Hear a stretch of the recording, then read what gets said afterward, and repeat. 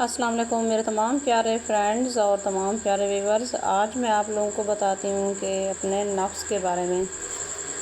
नफ्स क्या चीज़ है और इसके क्या नुकसानात होते हैं और इंसान कितना धोखे में रहता है नफ्स के बारे में।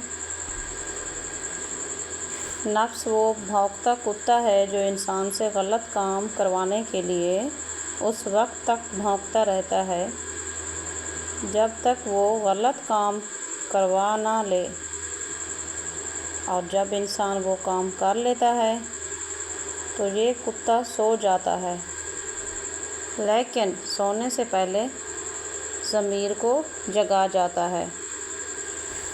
इसलिए आप तमाम प्यारे फ्रेंड्स और तमाम प्यारे व्यूवर्स, इंसान अपने आप को इन गलतियों से, गुनाहों से, कुताहों से बचा कर रखे तो बेहतर रहती है ज़िंदगी इंसान की। अगर आपको मेरी वीडियो अच्छी लगे तो लाइक और सब्सक्राइब कर दीजिएगा।